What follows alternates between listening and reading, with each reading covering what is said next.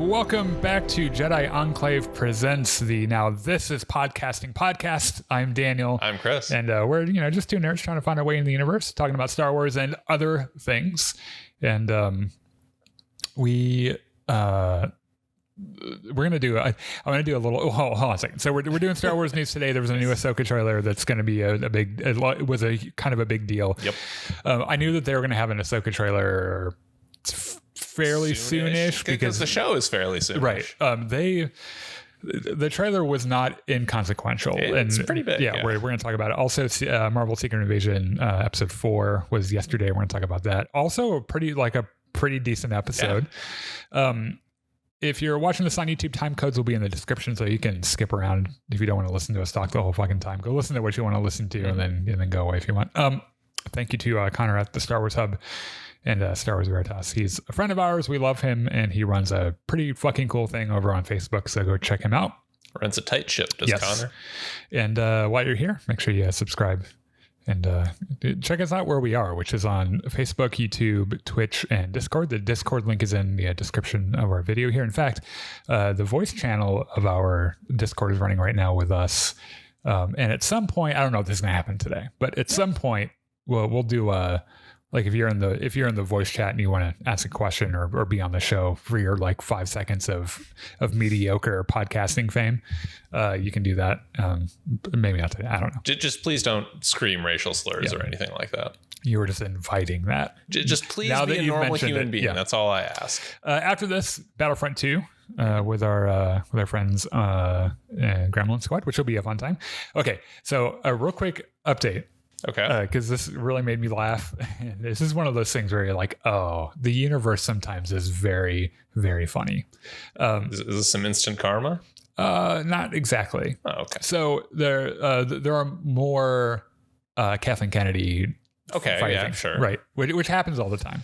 And the strikes are Kathleen Kennedy's fault, and she's getting fired. Well, not that. Blah, blah, blah. Right. She's getting fired for something that I can't remember what it is this week. The reason we never take it seriously is because they're it happens all lying. Yeah, and it's like eventually she's gonna leave. I don't know. Maybe she does get fired. I don't fucking know. But basically, what you're doing is you're shooting the arrow and then walking up with a marker and drawing a target around it, and then saying that you're a great fucking marksman, and that's not how that works. But so Star Wars Theory had a video. It was like, oh, my inside sources, which he's a liar, and we don't know if that's true or not. And he and Doomcock are fighting now. Oh, good. They're trading salty comments at each other, and I'm pretty sure one of two things is happening. One, Star Wars Theory writes a bad comment about Doomcock, an insult, presses enter, puts his Doomcock mask on, and then types the response. Or he does that, and then Mike Zero puts on his Doomcock. Because I'm pretty sure, in fact, I'm not sure if I've ever seen Star Wars Theory and Mike Zero in the same room. So they could be just the same person as well. Okay. They all kind of sound the same to me anyway. But I just thought it was a nice little update that they're kind of eating their own young, and it's kind of hilarious. And honestly, if I'm being entirely candid with you, Chris, it makes me very, very joyous and very happy. So which one of them is the Hux here? I don't need to win. I just need Doomcock to lose. Oh. Or is it the other way around? I refuse to. I don't think I can root for either of them. So it's just I don't need anyone to win. I just need both of them to lose. Yeah. So there you go. So, just your weekly reminder to fuck those guys. What else? We're going to talk about news? Yeah, we get this. By the way, we're live. We'll be reading your comments, so please drop in and say hi. David says, hey, Daniel, did you see Indy yet? I loved the film. Good end of the series. And yeah, I thought it was good. We talked about this last week a little bit. As a send-off, it works pretty well. Yeah, because it's bombing actually pretty hard in box office. But as we talked about last week, there are so many things going into that people don't understand, or just really quick to blame it on Kathleen or Brie Larson or Kathleen. Yeah. Even though Brie Larson has nothing to do with Indiana Jones, I'm sure it's her fault somehow too. But it's it's one of those things. It's also why the whole Kathleen Kennedy's getting fired again. When we'll talk about later on in the show, they're some of the Star Wars shows on Disney Plus are being showered with Emmy nominations, and it's one of those things where like you count your hits and you don't count and you ignore the misses, right? I can already tell, like, after award season is over, the new videos are going to be Kathleen Kennedy's getting fired because the Star Wars shows didn't sweep every single award they were nominated for. Right. So it's just like all the stuff that you like about Star Wars. That wasn't because of Kathleen Kennedy, because she just gets everyone's coffee and that's her job. But all the stuff that in your mind isn't good is all her fault. So it's like, how can we even take you seriously? Chris says, "May the Force be with you, Jedi Enclave." Thank you, Daniel and Chris, for your awesome content. Are you excited for the Rise of the Red Blade book that comes out next week? Yeah. In fact, I have it pre-ordered on Audible, and we'll be talking about it when it comes out, when I read it. I have a feeling this might get into Ahsoka a little bit. There might be some connective tissue between the two. Okay. Speaking of Ahsoka, there was a fucking great trailer. It was like 2 days ago. Dropped on the Star Wars YouTube and then it was everywhere else on the internet. Right. So we're gonna talk about it a little bit while you're here. Make sure you like the video and all that other bullshit. Comment with your thoughts, and like if we missed something or if there's like a little detail, because I'm not gonna lie to you, like all of it, like everyone who's making content on YouTube about this are all drawing from the same source anyway. Like we all saw the fucking thing, and we all know that there's a Darth Vader breathing sound in the video and shit. Like I'm not gonna give you anything new that you don't already know, but like if we missed something, let us know, or more importantly, what your thoughts are and everything. Tell us the part of it that you liked the most. Yeah. And then when this show comes out, it was the 28th of August. We'll be recapping every episode the day of. So make sure you tune in for that. So this thing opens. I took notes because this was like there's a lot going on. Yeah, because like they did a trailer. The previous trailer had some cool shots, and like we knew that Thrawn was like a part of it and shit. And but everything we could tell from the story was just from, they're looking for Thrawn and everyone's mad at each other, because that's pretty much what every fantasy story is, conflict and trying to find something. So they put a lot more shit in it this time, and so I'm gonna kind of go through this bit by bit. And this opens with this like Kylo Ren looking shuttle, right? Like this, like based off the Lambda class design and shit. And they're approaching presumably a New Republic Mon Calamari ship from their fleet, or it's like they're truckers, space truckers, or I don't fucking know. So I'm pretty sure this comes from probably the opening sequence of the show in the first episode. It's important to point out that the way that they do these trailers, almost all the footage comes from the first 3 episodes. Sure, they don't want to give away the big reveals. Right. So, and I'm pretty sure they're going to open the show with this or something else that I'll mention here in a bit. But Skrull, Baylan Skrull, and Shin Hati, who are both the bad boys with the orange sabers, storm this ship, right? And Skrull says, war is inevitable when one must destroy in order to create. We are no Jedi, and just fucking shish kebab the guy with a lightsaber. And the guy's like, I didn't think you were a Jedi, but okay. So I love this for an opener for the show. It's like a cold open, like fucking tall, fuck you looking guy stabbing people with lightsabers. Good way to get me invested in your show. There are a lot of shots that we've seen already, like Ahsoka bathed in light. She's like she's like doing an Indiana Jones thing somewhere. She's like, checking out some old location. Using the Force to swap the MacGuffin with the bag of sand. Right. And it looks like there's a new shot of something that might look like it's from like an old ancient Jedi temple. And then you see the back of Thrawn's head, which is also not something new. And she says, I started hearing whispers of Thrawn's return as heir to the Empire, which is when she said that the first time, all of us collectively jizzed and like, oh, she said the thing. Baylan and Shin land at Space Stonehenge, and I have no idea what the fuck it is. It's a map thing, I think. Because it's actually kind of interesting how much of this seems to be The Last Jedi, but just a little bit, like they're trying to the fucking wayfinder to find where fucking Thrawn is. I have some thoughts about that. Where the space whales went. They're also apparently there with Morgan Elsbeth, who is the from Mando season 2, the Ahsoka, the spear, right? Yeah, she's like hanging out with them and shit. And so the bad guys are trying to find Thrawn too, and I can't really I'm not really sure why. Like they're going to use Space Stonehenge to find him. And then Shin asks what happens when we find Thrawn, and Balin answers power, such as you've never dreamed, which is interesting to me because they have the Force. Yeah, and Thrawn's like just a... He's just he's a really fucking good admiral, but he's real smart, but he's not like... He's just a regular guy. So I'm not really sure. Maybe he's kind of blue, but he's just a regular guy. Yeah, I'm not really sure what they think he has that they want, or I don't know. How much of this is, I was having this thought about how much of this stuff happens before Mando season 2. Like, is this before, and then Mando season 2 happens, that episode with Ahsoka happens, and then like the rest of the show? Because like Elsbeth doesn't seem to know where Thrawn is in this.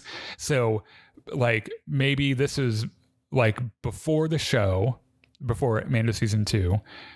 And then she finds out, and then Ahsoka finds her on that planet, was like, where the fuck is Thrawn? Or maybe Elsbeth just knows where to look to find him, and she gave that information to Ahsoka, and they're both trying to get there before the other one does, right? Mm-hmm. Which is just as likely. There's a shot of the New Republic fleet, which I think is new, which is still standing. It doesn't look like Mon Mothma's like demilitarized the New Republic yet. There's a shot of Hera chasing, like they're on a thing. This could be the other cold open that I was thinking of, her like trying to like chasing a thing with a ship. Mm-hmm. It doesn't quite look like she's in the Ghost cockpit. I thought, because it doesn't look the same as Rebels, and it might be the Phantom 2, which is like they're like the ghosts like can shit out a little shuttle, and it's one of those two probably. She's in there with Chopper and shit. They're having a blast. Hera said, "I've spent most of my life fighting a war. That's why I'm trying to convince you to help me prevent another one." And it's like she's talking to Mon Mothma and other, New Republic guys, and like. Maybe Mon Mothma started the demilitarization thing and doesn't want to get into like another fight or something, where Hera's like this shit's happening, we need to go kill it before it starts. And she's like, "Ooh, about that, we're shutting our military down." Yeah. So it's interesting to me what Hera has seen. And is she there on the behalf of Ahsoka? Like, has Ahsoka seen something and was like, "Listen, we need to get the New Republic involved." Mm-hmm. So there's a shot with Hera and Ahsoka, and Hera says, "You and I both know who could help you with this." And then Ahsoka answers, "She's still just as stubborn as ever." And they're like a great cut to Sabine, like doing Sabine things. Mm-hmm. She's driving very fast on that long road to Lothal from Rebels and shit. And Hera's... It just now hit me. This is going to be another instance of girls get it done. Oh, yeah, probably. So Hera is like, "I bet your master found you really difficult at times." And there are lots of Anakin references to this, or at least 3. And Ahsoka says, "Anakin never got to finish my training. I walked away from him just like I walked away from Sabine." And I started to think, what the fuck are you talking about? You walked away from Sabine, and why are you comparing your relationship to her like your relationship with Anakin? And so the next shot is Sabine and Ahsoka, and Sabine says, "You never made things easy for me, master," like this icy fucking, and I'm like, oh, wait a second, because like we knew Sabine was training with a darksaber because she's Mandalorian, mm-hmm. and that was going to be her thing, right? And then she has Ezra's lightsaber. But in the show, in Rebels, she was never Force sensitive. She just had a fucking lightsaber, or like a darksaber and shit. And so now everyone's like, wait, so is she Force sensitive, or was Ahsoka just training her how to fight with a lightsaber, or what the fuck? So there's a hollow recording of Ezra that Sabine is watching, and he says, "As a Jedi, sometimes you have to make the decision no one else can, but I'm counting on you to see this through." And this is not the message he leaves for them at the end of Rebels. And honestly, this sounds like an Ezra that's a little bit more wise. And I'm wondering if they've already found him. And he's like, either maybe he's off with Luke, or he's like, I'm kind of done with everything, so I'm just going to go buy a house on somewhere you can't find retired. Me. Or he's dead. Mm-hmm. Or third option, I'll mention at the end of the thing here. So Sabine cuts off her hair, and it's like a pretty clear nod to Kanan Jarrus doing the same thing in Rebels. Symbolic. Yeah, right. So there is a shot of that painted mural from Star Wars Rebels, and it kind of like pushes in on Ezra. And Ahsoka says, sometimes we have to do what's right regardless of our personal feelings, which I'm pretty sure she's talking about the fact that Sabine and Ezra want to fuck real hard. There's a shot of a space Purgle, the hyperspace whales and shit. Sabine's flying a ship that looks like the same class as Bo-Katan's Gauntlet. Which would make sense because she's a Mandalorian. Yeah. And they have like the monopoly on that. Like that one class of ship is theirs. Yeah.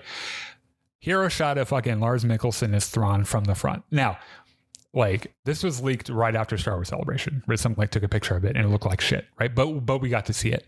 Seeing it actually like an official like high quality thing, it's like that man looks real fucking good as Thrawn. I'm here for it, and that dude is going to be so good. It looks very blue. Oh yeah. A lot of people are making the Thrawn Elon Musk. It just makes me really like it. It's like one of these guys is a brilliant tactician, and one of them's Elon Musk. So Ahsoka says, if we don't stop Thrawn, everything will be in vain. And I'm wondering what they've lost up to this point. Like if something has happened, you know. There's a shot of Sabine with an outstretched hand, like this. Mm-hmm. And she's having a fight with Shin with lightsabers. Like they're like clashing lightsabers. And she says, you have no power. Like, is Sabine using the Force, or is she trying to use the Force? Like, she's about to lose this fight, and she's like, well, I guess I got nothing. Like, I'll just fucking try the Force, right? Unfortunately, that's not how the Force works. Yeah. So Baylan and Ahsoka face off at Space Stonehenge.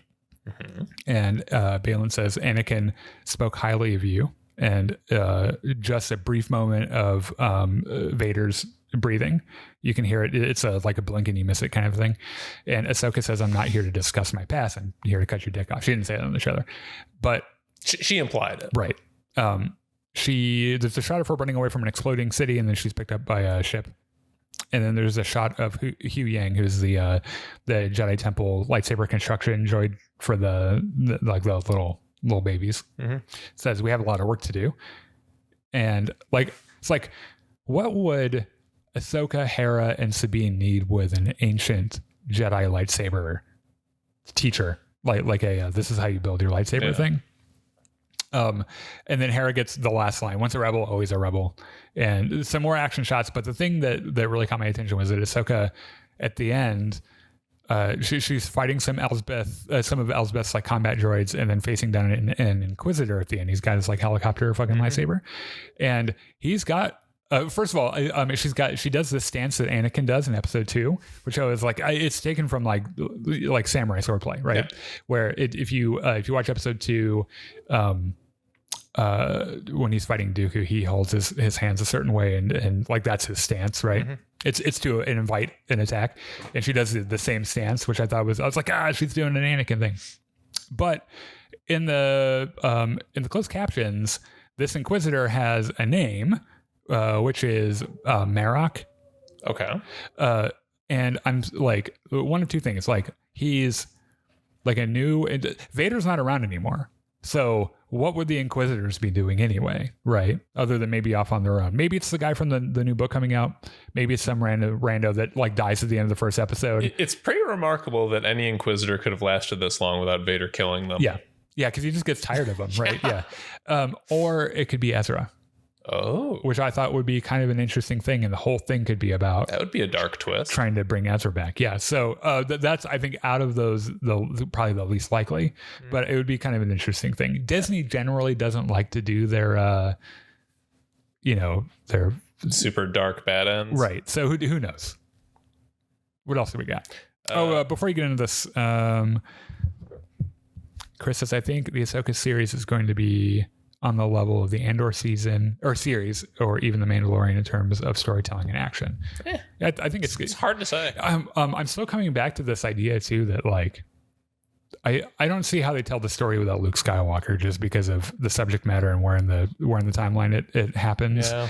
And the fact that they've got this, like I started thinking about this, they've got this Jedi droid with them and shit. And I don't know. I'm not sure how they keep Luke out of it, because he's like, if they care that much about defeating this, their first step is to go to Luke and be like, what the fuck do we do? And like, do they use him a whole bunch or maybe a little bit? I don't know. But I'm just saying, like, I wouldn't be surprised if you guys see him in Ahsoka. So let's talk about a bigger subject than just Star Wars. Yes. So this morning, it was reported that that SAG-AFTRA, which is the Hollywood Actors Guild, they're negotiating. They're in the midst of contract negotiations with the producers. Their negotiating committee unanimously voted to suggest a strike. And then there was a general vote among the entire membership of the union, and they all said, yeah, we should strike. Yeah. So starting at midnight tonight, the actors in Hollywood are on strike. Good. Yes. Fucking great. Yes. Because, look, all y'all man babies who like to go in and comment about how we're like, whatever the fuck you guys say. It doesn't matter. When I see comments like that, I assume they're from like a Russian bot anyway, and I don't put a bunch of faith in them. There are plenty of reasons to hate Kathleen Kennedy. This is one of them. She's a fucking Hollywood producer, and they're all uniformly terrible.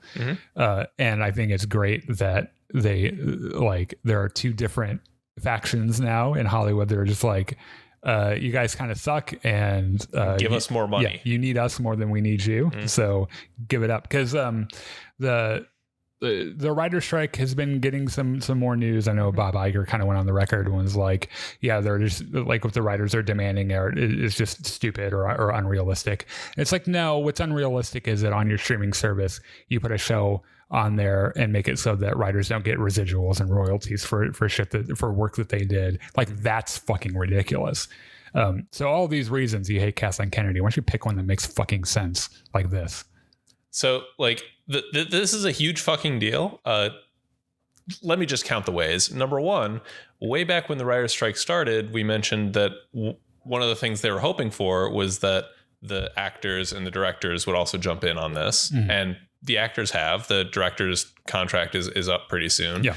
So this is great leverage too. Yeah. This leads to number two, which is that even those shows and movies that were kind of still limping along without writers because the scripts were all done and they were able to do something, they can't do shit without actors. No. And you know what? I would resign myself to never seeing another single Star Wars show in my life if it meant that writers get paid what they're supposed to be paid. Absolutely. Because while I am one of the world's biggest Star Wars fans, and Star Wars is such a central part to my life, it is not more important than people getting paid for the work that they do. So number three, the actors are the cavalry arriving in a big way. They are certainly the most dramatic. Yes. So like they're Gandalf up on the fifth days. Yeah. Blah, blah, blah, yeah. Like the Writers Guild has like 11,500 members or something like that. There's over 160,000 members in the Actors Guild. So not only is that numbers wise a huge boost, that's also like those actors, some of them are way like instantly recognizable. As in a way that like the 12th writer on the latest Marvel movie isn't. Right. So like if you get fucking Matt Damon to go on a YouTube video and saying, this is why we're on strike. We're sorry that it's delaying the entertainment you want. He totally would. But we need we need money for the people on the margins of this business. Yeah. Like that is a way to get a lot of the public on your side. Yes. And I don't know. I read this book recently called "Burn It Down." That's pretty much about the terrible leadership of Hollywood and how terrible Hollywood producers are, specifically producers and executives, and how there's this whole culture of just disgusting human rights abuses and shit, and stuff like this happens, and it makes me really happy because like I know Bob Iger is sleeping a little less fitfully tonight, and I'm really glad because honestly. They're all terrible. They're all terrible human beings. Speaking of Bob Iger, he was talking to some media outlet and is talking about how like the entertainment industry is only barely recovering from COVID, and this is the worst possible time to have a strike. And he's wrong, actually. This is the best possible time to have a strike. You don't time a strike for when it's convenient for your bosses. You make it for when it's the least convenient. Yeah, it's like you have missed the point of what a strike is supposed to do. Yes. This is supposed to hurt the producers. Yes, and they deserve to be hurt. So EA Respawn put up a job listing. So I know that Jedi Survivor had like a real rocky start on PC. I think they fixed a lot of it. I haven't heard much about it, honestly, but it looks like they're already working on the next installment in this. They've posted a couple of Star Wars specific job listings for a senior VFX artist, senior combat designer, and principal game writer.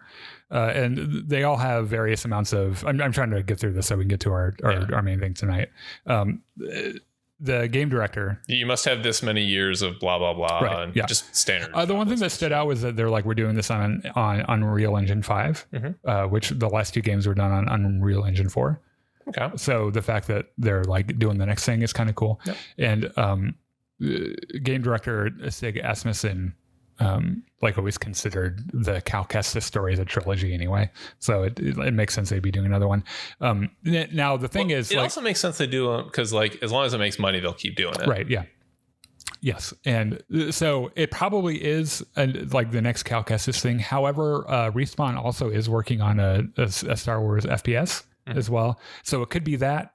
But probably given the success that Jedi Survivor enjoyed, probably the next one, right? So Emmy nominations are in, and you might remember last year we had, let's see, Mando, Obi-Wan, and Andor. Whole bunch of awards nominations for all of them. Andor got, I'm just going to read these off real quick. Outstanding drama series, outstanding original main title theme music, outstanding cinematography for a 1-hour series specifically for Rick's Road. I think that's the last episode. The parade. Yeah, where she says, fuck the Empire. Yes. Outstanding directing for a drama series, Rick's Road again. Outstanding music composition for a series, Rick's Road. Oh, it's all so good. Yeah. Outstanding sound editing for a comedy or drama, 1 hour, The Eye. That's the one where they're flying through the... Oh, okay, yeah. Outstanding special visual effects in a season or movie. And outstanding writing for a drama series, One Way Out. Absolutely. Yeah, it's like it's no surprise. Like it's like no, it's this a really good fucking like, show. All of the awards you're nominating for, like them for, that's what that is. That is the best drama that on a 1-hour series or whatever. I'm sure they're gonna win. They're gonna win at least a couple. Yeah. Obi-Wan got a bunch, mostly technical stuff. Oh, but Kathleen Kennedy is everything she touches turns to shit. But this is why I hate people like this, because you're making me defend Kathleen Kennedy. And while I don't have anything personally like against her or anything, we were just talking about this in the last story. Like Hollywood producers are terrible, and I hate the fact that you make like I have to defend her over shit that she's not guilty of, right? Like we all could be talking about the terrible shit the Hollywood producers do and the fact that the culture of money making and all this other bullshit is what's wrong with making art. But here we are talking about the fact that she's a fucking female, and the only way that she got to where she is because she like blew George Lucas or whatever the fuck, because that's the only way a female can get anywhere in life is if she does something like that. It's just that's why I hate people like that. That's why I hate people like fucking Mike Zero and all those other like pieces of shit, because like there are real issues we could be going after with Kathleen Kennedy, but you won't be seeing them. That they will bitch about how she destroyed everything they don't like, but they won't where this Emmy nominations thing is concerned, even though she's listed as a producer on every one of these shows. They won't be like, oh yeah, she did a good job with this. Mando also got a whole bunch of the more technical nominations, although Pedro Pascal got a nomination for Best Lead Actor for Last of Us, which makes sense. Oh, yeah. I thought you were going to say for Mando, and I was like, I learned that season 3, he was barely in it. Oh, sure. I mean, he really was just a voice actor. Mando has always been sort of a character by committee. Yeah, but also like he did more of the in-suit stuff in season 1. By season 3, he really only did the voice acting. He's probably busy with Last of Us. Right, which honestly was probably his better show than season 3. Yeah. Are we done with that? Yep. Real quick. We really you know what? We might save this. We might save this for the Battlefront 2 stream because we're kind of running out of time here. I got one more story. It's really quick. Okay. So Daisy Ridley, we all know, is going to star in whatever the new Star Wars movie is, episode 10 or whatever the fuck. She is apparently, and this is rumor, unsubstantiated, she's apparently lobbying behind the scenes to try to get John Boyega back. Yeah. Which is quite the challenge, considering John Boyega was pretty much done with Star Wars after Episode 9. Yeah, I don't think he actually is, though. We've talked about this a little bit. He backtracked some of the stuff that he said because I think that they were like, hey, we want you to be in this. We're going to offer you a ton of money, but you need to walk some of this stuff back because this doesn't look good for the House of Mouse and we can't have that. And we literally, because we're executives, don't give a single fuck about your experience as a black man in this franchise. So you will go and apologize for this amount of money. And he pretty much did. Yeah. Because what are you going to do? Gotta eat. Yeah. So, this is why it's the actor strike thing. I'm like, fucking go for it. Okay. We're going to talk about Marvel's Secret Invasion episode 4 called Beloved, which I think is really good episode. I had a lot of fun. At the end of it, I was like, wait, how long? Oh, that was only 30 minutes. I thought maybe it was longer and the pace was just like real. It is just a 30-minute episode, but it's intense. Yeah, it is pretty intense. So this just came out yesterday. So if you've not seen it, or I don't know, whenever you watch this, look, if you haven't seen it, you don't want it spoiled, fuck off. That's and then fine. Come back. Just go away. Right. We love you, but fuck off. Because we're going to spoil it, and I don't want to be the guy to do that. So, spoilers again. Guy is alive. Holy shit. Which I found to be kind of cheap. Well, yeah. but it's okay. So it turns out she super scrolled herself, right? She took memories from the scientist who was building the machine, grabbed a test tube, turned on the sciencey YNC machine, and now she gave herself the regeneration powers. So she revives in the woods where Gravik shot her. It glows a little bit, and she's like, that motherfucker shot me. That was a little extremist. Get it? I wrote that joke myself. So flashback to 2012. This is in the direct aftermath of Avengers in New York. Nick Fury walks into a swanky restaurant and meets his lady, right? And she's like, you put the Avengers together, didn't you? And he's like, how the fuck did you know that? She's like, I mean, it was on the news. It has your fucking fingerprints all over it. It was literally on the news. But even if it wasn't, like, I'd have known anyway because you're Nick M. Fury. This is what you do. And the M stands for Nick motherfucking Fury. And Nick Fury's like, I love you so much. Let's go fuck. You are so attractive to me right now. And she's like, first I want to talk about poetry. And he's like, all right, this is some weird foreplay, but I can get down. I want to talk about scrolling you so hard you scream. And she's like, poetry first. And he's like, okay. All right. The thing a man will do. So they read a poem by Raymond Carver together. And it's actually a really sweet moment. All the crude jokes aside. And the poem is a dialogue between two people. And it goes a little like this. And I already messed it up. I don't read poetry, by the way, and I certainly don't read it out loud. I should probably read more poetry. It doesn't matter. I'm not going to read it. Go watch the fucking episode. So it's a really nice moment. It's really sweet and it's really cute. So the fact that they picked a poem that was a dialogue between two people, she gives them the book and they read the the thing, and so they finish the poem and Fury's like, so we can have fuck now, and she's like, only if you take the eye patch off, and he's like, that's a little weird, but I'm intrigued. So fine. Present day, Priscilla is attending the world's worst attended choir concert. There were like 4 people at this choir, which, to be fair, is generally what you can expect from a choir concert. So we remember last episode, she got a call from Rhodey that kind of suggested he reported to Gravik, which everyone's like, Rhodey's a Skrull. Yeah. It was a little obvious at that point. Rhodey shows up and he's like, okay, so you're going to kill Fury, or I or someone else, probably not me, is going to kill you. And Priscilla's like, look, the old terrifying check all the shadows because Nick Fury might be hiding, like waiting to strangle you. Fury died when he got snapped. Like he's not his former self. We don't need to kill him. He'll probably just die of old age like a fucking dog, right?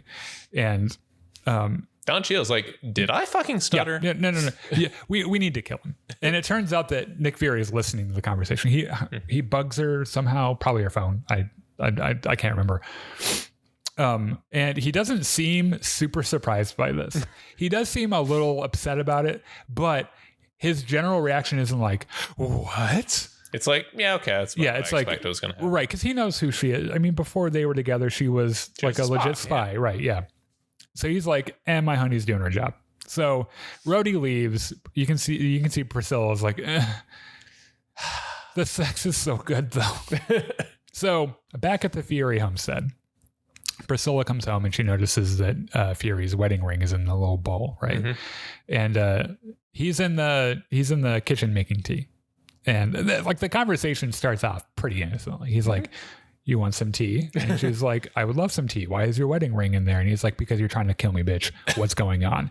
And it escalates that quickly, right? And they both at one point they both pull out their pistols and put them on the table, and then they read the poem back and forth. Yeah, and they're both visibly titillated.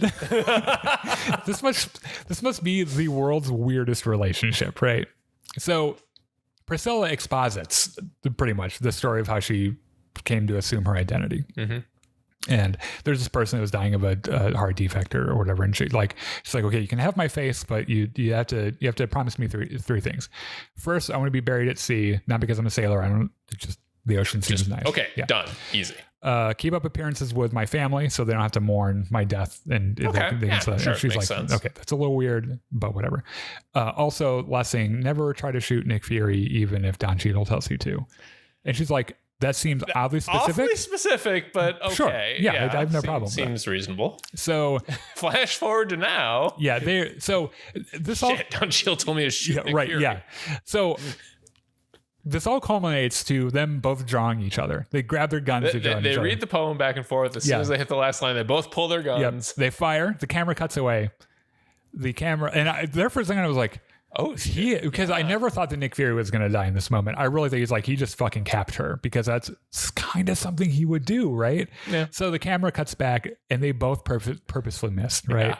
Yeah. And Nick's like, "Girl, I'm going to fuck you right here on this table." And she's like, "Yeah, you are." And so Fury... I have to interrupt. This is so fucking sweet. Yeah. Because it implies that both of them were like, there's a very real chance the person across the table is going to shoot me and I'm going to die right now, but I don't want to kill them. It's the only person I think in the world Nick Fury doesn't just shoot straight in the head. Yeah. Just to be safe. And maybe it was one of those things where if that really was who she was, he didn't care enough to live anyway. Either that, or they both trusted that the other person wasn't going to shoot them. So Fury warns, he's like, "Gravik's going to be after you now." She's like, "I don't give a fuck. Gravik's a little bitch. I can take care of myself." And she asks him this really interesting question. She says, would you have fallen in love with a version of me that would have killed you? And Fury's like, "I don't fucking know. I got to go," and leaves, right? Mm-hmm. But I don't know, the way this is acted is, the expositional storytelling is a little clumsy, but the scene still reads very sweet. I wish that they would have had more time to develop their characters, because I think that there's a lot of really good stuff there they could have gotten into. Mm-hmm. And we kind of got the abbreviated version. Yeah. So elsewhere, Talos and Gaia are reenacting the spy meeting on a park bench trope from literally every spy thriller ever. And Gaia's like, "Okay, look, my cover is blown, so it's time for you to tell me what the plan is." And Talos is like, "Okay, here's my master plan, and try very hard not to be amazed at the brilliance of all of it. Mm-hmm. We're going to stop the Skrull insurgency. We're going to tattle to the President of the United States. We're going to sit back and watch the world marvel at this brilliant plan that I, myself with no help, devised by myself." And she's like, "That is the dumbest fucking thing in the world. What about Carol Danvers? And what about the plan to get our own homeworld?" And Talos is like, "I don't even know where the fuck Carol is." She's not answering her phone. She never answers her phone. No one knows. So she's probably out there doing space police stuff. Headbutting spaceships or something. Yeah. So we'll show the American people that we can be good, and then we'll become immigrants, and Americans love immigrants. Yeah. And she's like, "They historically do not." And he's okay, not yet. They historically like the right kinds of immigrants, but modern day America, I don't think would take too well to a bunch of green skinned aliens immigrating. Yes. And guys, I'm very wary of this plan, and guys, this is the worst fucking plan I've ever heard. I'm very. You make Gravik's plan seem plausible. Yeah, he's fucking crazy. I'm very wary of this plan. And Talos is like, "Hi, I'm very wary of this plan. I'm Dad." And she just leaves in disgust. So meanwhile, Skrull is taking a nice steamy shower, gets out, looks in the mirror, wipes off the thing, and all of a sudden it's Rhodey. I'm pretty sure the Skrull's a female. I think so too, yeah. And is like not impressed with Don Cheadle's body. Like looks in the mirror, is like, oh God. Which, to be fair, I get it. I'm kidding. Actually, Don Cheadle's a very handsome man. So she gets dressed. He gets dressed. They get. This is a great fucking. This is a great fucking instance where the pronoun they is very aptly used. I also think because they're part of Gravik's whole shtick, the disgust in the mirror is more like another day I don't get to be green. Yeah, or I have to be a human. Yeah, ultimately that is like, because their whole thing is they want to be in their own skin, right? However, it kind of looks like this man's dick is so small. I'm so tired of this. Like that's the look she gives herself in the mirror. So he goes out into the living room, and Nick Fury is just lounging at a table drinking this like real expensive bourbon, and Rhodey's like, how the fuck did you get in here? And he's like, I'm Nick M. Fury. And the M stands for, and Rhodey's like, yeah, I get it from motherfucking Fury.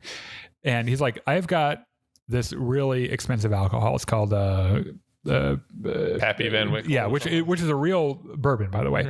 I looked it up, cost $5,000. That's insane. I don't care how many times it was distilled or pissed in by, I don't know. Yeah. Nothing that you drink is worth $5,000 a bottle. Nothing, right? Anyway, by the way, the bourbon has some really important historical ties to Black culture, which I think is why they chose it. And every conversation between Fury and Rhodey are really good character studies in talking, commiserating over your situation as a Black man, which is something we can't understand, but they do a really good job of kind of letting us in on it, right? Which now that we know Rhodey's a Skrull, feels real gross. And now that Fury knows that Rhodey's a Skrull. Which, by the way, this whole thing. So, like, he's like, I have the super expensive alcohol. You should drink it. And Rhodey's like, is it poisoned? He's like, it is not. He's like, does it contain a liquid tracking device? He's like, it does not. No comment. It does not. And he's like, that sounds great. He fucking drinks it. So this is a great conversation, right? Nick Fury knows that he's a Skrull, but does Don Cheadle know that he knows? And if he does Nick Fury know that he knows that he knows? Ad infinitum. Yeah. Also, I have in my notes, Pappy Van Winkle is a great fucking name for a bourbon. It really is. So they joust a little bit. Fury's like, I have definitive information that there is a Skrull inside the U.S. government as close to the president as you and I are right now. Right. And basically Rhodey's like, okay, here's the deal. Here's footage of you shooting Maria Hill. And he's like, an alien did that. And Rhodey's like, that will not stand up in court. That sounds fucking crazy. But I can protect you. Like, we can figure all this out. And I can protect you by hiding this and the 57 other copies of it that I made that are insurance. Imminently going to, right. Yes. Yeah. So Fury's like, okay, let's table this. I'm going to go now. You carry on with the rest of your day. Keep all of your appointments or whatever plans you have. Make sure you go everywhere you're supposed to go. It's not like Talos and I are going to be following you. Goodbye. Don Cheadle's like, I'm also going to keep this incredibly expensive bottle of bourbon you brought me and probably drink most of it. And he's like, I stole it anyway. So Nick gets into a car with Talos. And Talos like, do you think he knew that the bourbon you gave him had the liquid tracking device in it? He's like, he asked me and I accidentally gave the wrong answer and he still fucking drank it. It's just really good bourbon. So there's liquid tracker in the bourbon and they're following him, right? So Rhodey meets the president at like an airfield. They're in Europe. Yep. And they're going to go to like some peace talk or something. Yeah. And he gets off Air Force One and the motorcade's waiting and shit. And he's like, okay, we're going to drive over to this thing and nothing will happen on the way. And he's telling the president, like, you got to be steel and not flesh. And the president's like, have you been drinking today? Yeah. He's like, it was Perry Van Winkle. And he's like, oh, okay. Okay, understandable. Yeah. So Nick and Talos are behind them, following the motorcade in their one car. And then there's an ambush on the motorcade. Now, let me tell you, this might come, I've mentioned this a couple of times on various Battlefront streams. And I'm not going to tell you who it is, not that it matters, but I have a family member that is a retired Secret Service agent. This entire thing is impossible. Yeah. That's the first thing I thought seeing this. Like, the Secret Service would never let this happen. No. First of all, they would not be following the motorcade. they would have been sniped by some marksman that you never knew was never there. Even saw them. Second of all, there would never be helicopters that close to the motorcade. No. Like unidentified helicopters that weren't Secret Service. So first of all, the motorcade was way too small. Like it was missing its ambulance, for example. Yeah, it was like 6 cars. Right. The one anti-air thing popping out was actually kind of cool. And it's like, so like my connection to this, I don't know anything I shouldn't know, right? Yeah. Because the people who do that job aren't the people who just kind of lord information like that just to be kind of... No, they take their jobs very fucking serious. And so like the family member I have that was in the Secret Service never told me anything I wasn't supposed to know. However, loved to talk about stuff that it was okay that everyone knew, right? For example, like 3 of the vehicles in that motorcade are for the president's counter assault team. So their first directive, if something like this happens, the first directive is to move the president, not to fight, to move the president out of the area. Yes. With the exception of the counter assault team, whose job is to run toward gunfire and kill everyone, right? And then like his immediate agents, get him away, right? Yeah. The Beast, which is they have 3 the Beasts, which are like modified Cadillacs, pretty much, can just like in the show, survive a direct missile blast without breaking any glass. And in fact, it could survive probably a lot more than that. In fact, I'm not entirely sure it would have flipped over on its top because that motherfucker is real heavy. Yeah. So like all this stuff, like it's dramatically convenient, yes, but it is. Right. But the whole time I was watching it, I was like this whole road that they're driving on wouldn't have been deserted. Like that, there would be police personnel every fucking where. They would have their own helicopters in the air. Wherever the president goes is a moving no-fly zone, right? So there is nothing that gets in there. Also, when the president's on foreign soil, like the size of his detail like quadruples, right? So anyway, there is an attack on the presidential motorcade, and they... Wouldn't you fucking know it? It's Gravik and his Skrulls, and they're all speaking Russian. He's got this like... he does the Groot thing, which I think now means legally he can only say I am Gravik now because of his Super Skrull power. Basically, yeah. But there's like a shot of him like doing the the trim thing. Yeah. And so Talos and Nick Fury were like, okay, well, we can just walk up on this situation and start helping the good guys, and they will just let us help them and not just shoot us, right? Which is what would actually happen in real life. So there's a gunfight. Yes. Right. And so you got the president's men, and then you've got the Skrulls, and they're fighting and shit. And there's some Brits helping the president. Right. The helicopters are getting shot out of the sky. Nick Fury pulls a missile launcher out of the back of his car, and he's like, I think I'm gonna get this one myself. Fuck this helicopter in particular. Yeah. Basically, so the president's stuck in his vehicle, unconscious. He's knocked unconscious. The car's upside down. And everyone's fighting, and no one's checking to see if he's okay, which is the first thing they would do. And they're like, okay, Talos, this car is a heavily modified, heavily armored Cadillac with probably nuclear warhead-proof glass. Can you punch it and break it? Plus, it's the MCU, so that glass is even stronger than it would be in our universe. Yeah, it's probably like transparent vibranium. It's probably like fucking Captain Marvel proof. Yeah.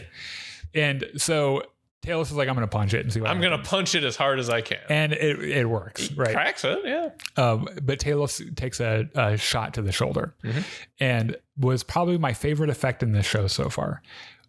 He just starts phasing out of his disguise, and like half of his face, I think this is a practical, I think it's like a prosthetic thing.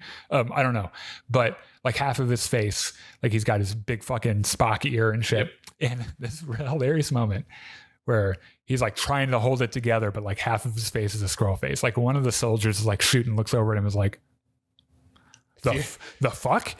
That's an alien. Fury's like, motherfucker, you do not shoot him. He's with me. Right. Go shoot the because he's like, oh, you're trying to get the president. And Fury's like, I'm going to put my foot in your ass. But like, this look on his face like, That's an alien. I guess there would be aliens. Like, why would this, I guess. So they get the president out of the car, and like, you can tell that Fury is really worried about Talos, but he's not mortally wounded. He's like, okay, Talos, you just stay here. I'm going to grab the president, drag him back to our car. I'll be back for you. I think it's really funny that like one of the Secret Service agents like, oh, get him in the car. And Fury's like, I brought my own car.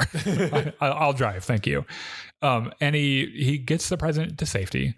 And there's this weird moment where like one of the soldiers is like helping Talos, but all of a sudden he starts acting real sus and everything. Fury pulls the gun, says, put him down. Yeah. And the dude stabs Talos like in the heart, and it's graphic, right? And Fury's like, you motherfucker. I'm mad now. The problem he's facing though is that he has to get the president out to save him. And the president's just like drooling on himself, unconscious in the car, right? He gets into the car, closes the door, and there's this really beautiful moment.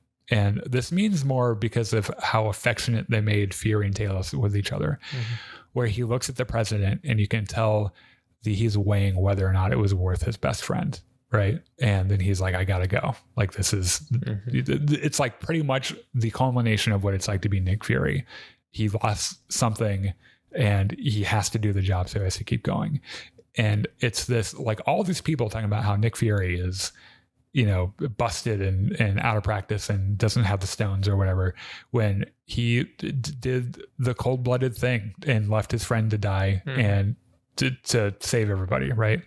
And so they drive off, and it's the end of the episode. So we talked last week about... The effects were good, by the way. Yeah, they were quite good. So we talked last week about after how Gaia got shot, like, as soon as Talos finds out about this, he's going on the warpath. Yeah. Same thing, except reversed. As soon as Gaia finds out about this, like, she has super Skrull powers. She's going to fucking murder Gravik. Yeah. I think, first of all, I thought there's lots of poetry, both literal and figurative, in this episode, right? They read poetry to each other. Fury's relationship with Priscilla is very poetic in general. And I thought it was also really poetic that this episode started with Gaia waking up from being killed by Gravik and ended with Talos being killed by Gravik. It's like poetry. It rhymes. Yeah. And I wonder, do you think he's actually dead? I think so. I think he might be too, which is sad because I love Ben Mendelsohn. Yeah, he's such a good actor. Phenomenal. Yeah. But like, he doesn't have super Skrull powers. He got stabbed. He fully reverted. Like, I think he's gone. And it wasn't one of those, like, he stabbed the dude straight in the heart. And it's not like it was a guy who wouldn't know where a Skrull has their heart. He was another fucking Skrull. So, it just this show only has like 3 episodes left. I thought it only had 2. Or it might only have 2. The point is that they didn't spend enough time on. This really is kind of an MCU gem when you compare it against some of the other Disney Plus stuff that we've had. Not that it all has been terrible, but a lot of it's been like, I really enjoyed WandaVision, and I really enjoyed this. This is, in my mind, it compares really well with Andor, not just because like the style of it being the spy thriller thing, but also just the quality of it. Yeah, it's like it gets less philosophical than Andor, about like the nature of tyranny and how to fight against it and all that. Yeah. But like it's also a different subject matter too entirely. Yeah. But it's just really fucking good. It's a different genre. And the thing I like about it, they really lean into the spy thriller part of it, where like there are some tropes that that they put in knowing that they're kind of cliche, but it's kind of what makes it feel authentic. Like fucking Gaia and Talos sitting on the bench in the middle of like an empty field. Yeah. Like there's no one around them they're having to fool. Where are they? Who the fuck cares? Yeah. And it's like literally anyone looking at 2 people on a bench like is going to think, oh, they're spies. Yeah. We don't know for what country, but those guys are spies. Like, right? They didn't come together. They're obviously spies. Right. So I know the whole thing has been kind of a delight so far, and I'm really upset that there's only two episodes left of it. And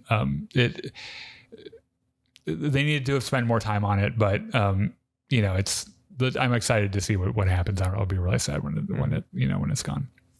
Well, that's all we have for tonight. Here in just a few minutes, we're going to be playing some Battlefront 2 and talking about some more Star Wars. There'll probably be a special topic. There's something that's supposed to be on this video that didn't make it onto the show today. Because we talk too much. I might put it on there next week just so we have a proper YouTube video to make out of it. So, which by the way, make sure you go follow us on YouTube, Facebook, and Twitch, and Discord, the link to which is in the description of this video. And another thanks to Connor at the Star Wars Hub and Star Wars Veritas. You guys have been great. We love you guys so much, and we'll see you here in a few minutes. Bye.